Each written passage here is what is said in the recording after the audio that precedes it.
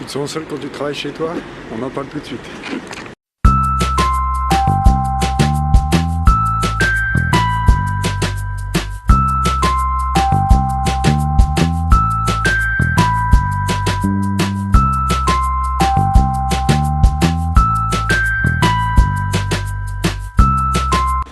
Salut les amis, c'est Baptiste. Alors aujourd'hui on va parler des... Si par exemple tu es entrepreneur et que tu travailles en indépendant chez toi. Mais avant de commencer, tu es libre de recevoir mon livre gratuit qui s'appelle 8 clés pour retrouver ton énergie. Donc clique juste au-dessus. Et en complément aussi de cette vidéo, je t'invite à aller voir, j'ai créé un atelier si tu travailles en indépendant justement et si tu es amené par exemple à téléphoner à des gens, à tes clients. J'ai créé un atelier qui s'appelle Prospecter au téléphone comme un pro. Clique de ce côté-là.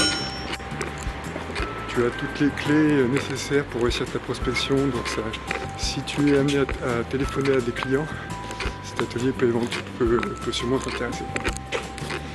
Alors, quand on travaille chez soi, en indépendant, alors on ne travaille pas en fait quand on est entrepreneur, on a décidé de se lancer dans sa petite entreprise et qu'on a décidé de travailler chez soi, on peut se retrouver au dilemme on a tout son temps, mais quelquefois on n'a plus personne.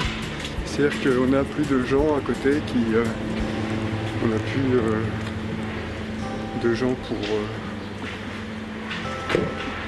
éventuellement nous booster si on a besoin d'être boosté ou de ce genre de choses. Il n'y a plus les collègues, même si en général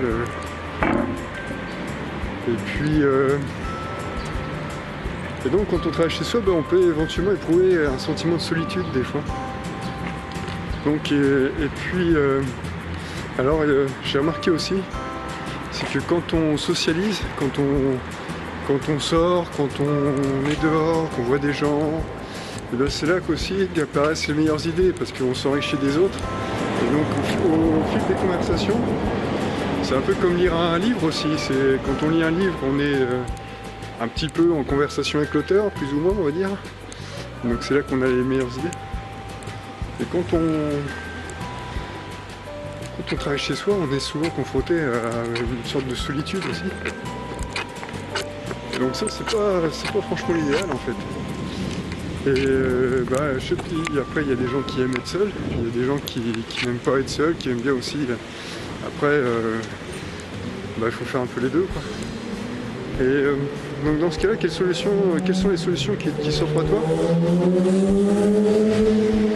Si tu as envie si tu es travailleur indépendant et que tu travailles chez toi et que tu as envie aussi de sociabiliser un petit peu quand même, alors il y a plusieurs solutions qui s'offrent à toi. Tu peux, après ça tout dépend de ton activité aussi, mais si par exemple tu passes ton temps devant ton ordinateur parce que tu es freelance sur quelque chose, tu es graphiste ou n'importe quel métier qui utilise l'ordinateur à longueur de journée, eh bien tu peux par exemple aller dans les bureaux partagés. Donc au niveau des bureaux partagés, tu es avec des gens qui sont comme toi, qui travaillent, qui sont indépendants, et le but c'est de partager un espace de travail. Donc c'est ce qu'on appelle les coworking. Tu partages ton espace de travail avec des gens et puis tu vas tranquillement, souvent ça fait office de cafétéria aussi, de café. Donc ça te permet de sociabiliser avec des gens aussi, de rencontrer des gens pour échanger avec des idées. Donc ça peut être aussi un bon moyen de réseauter en fait. Et puis donc ça tu peux faire ça. Après aussi là, je suis en train de lire un livre. Et le livre il parle de ce qu'on appelle un work buddy. C'est-à-dire un copain de travail en fait. C'est quelqu'un que tu trouves par une manière ou par une autre, et qui a à peu près le même centre d'intérêt que toi. Vous êtes compatibles dans le travail. Il y en a un par exemple qui est bon dans un truc et toi tu es bon dans un autre truc. Puis de temps en temps vous vous réunissez et puis vous échangez, ça vous permet de faire des choses un petit peu ensemble. Et c'est ce qu'on appelle donc un work buddy, un copain de travail. C'est pas un collègue, c'est peut-être même pas quelqu'un qui est dans ta branche, c'est juste quelqu'un qui a envie aussi d'avoir un peu de conversation avec l'autre, et puis tu vois, tu t'associes un peu avec lui sans pour autant noter un truc sur un papier. C'est juste histoire de s'associer avec lui, tu peux faire des présentations ensemble, des choses dans ce genre là. Et donc ça c'est plutôt pas mal. Et donc ça c'est le work buddy. Et puis après il y a tout ce qui est, tu peux réseauter, tu peux aller travailler dans les cafés bien sûr, Starbucks et compagnie, je sais pas si tu une marque. Après quand on travaille en fait, ce qu'il y a c'est que quand on travaille dans les cafés, justement comme type Starbucks, on s'aperçoit qu'il y a plein de gens comme nous en fait, qui travaillent, qui sont là avec leur ordinateur portable et qui pondent leurs idées, qui travaillent. Il y a même des réunions qui se passent au Starbucks, des afters de réunions en fait, des fins de réunions qui se finissent au Starbucks. Là moi j'étais au Starbucks, je sais plus quand, enfin bon j'étais dans un café, je sais plus quand, il y a peut-être un jour ou deux, et puis on entendait, c'était un Canadien qui était en train de... je sais pas, de finir une réunion avec une de ses collègues. Bon bref.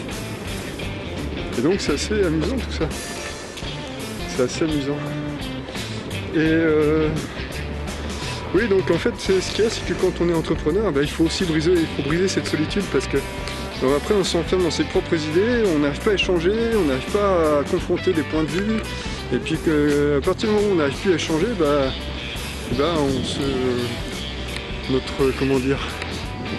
notre créativité elle diminue, enfin du moins elle se développe moins bien, et donc le fait d'avoir justement des gens avec qui échanger, des gens qui sont pas forcément dans la même tranche,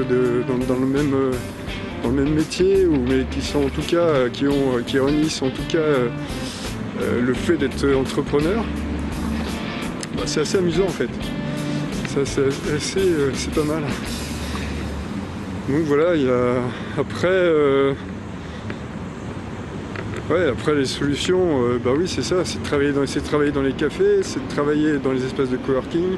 On peut carrément louer aussi un bureau partagé, c'est-à-dire qu'on loue un bureau avec quelqu'un d'autre, on partage les frais, et puis il y en a un jour qui va au bureau, l'autre qui va un autre jour au bureau, où on se loue carrément un bureau dans une pépinière d'entreprise ou un truc dans ce genre là.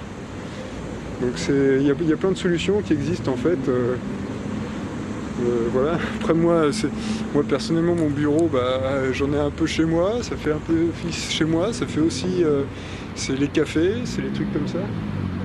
L'intérêt moi de mon activité que je suis en train de développer au fur et à mesure, c'est que je peux en fait mon activité, mon bureau c'est mon ordinateur quoi. Et donc je peux à terme, le but c'est de pouvoir travailler à peu près n'importe où. De façon tout à fait correcte. Donc c'est ça un peu, ça c'est un peu le danger de l'entrepreneuriat, c'est qu'on peut se retrouver tout seul. Et donc le but c'est de briser cette solitude pour arriver à faire autre chose, quoi, à arriver à échanger des idées avec des gens, à capter des idées, à trouver des nouvelles choses à faire. Voilà, écoute, si t'as aimé cette vidéo, tu peux abonne-toi si c'est pas déjà fait. Une vidéo par jour du lundi au samedi, tous les jours le matin à 6h30. Tu peux me suivre sur Facebook et tu peux me laisser un pouce si la vidéo t'a plu. Je te dis à bientôt. Ciao.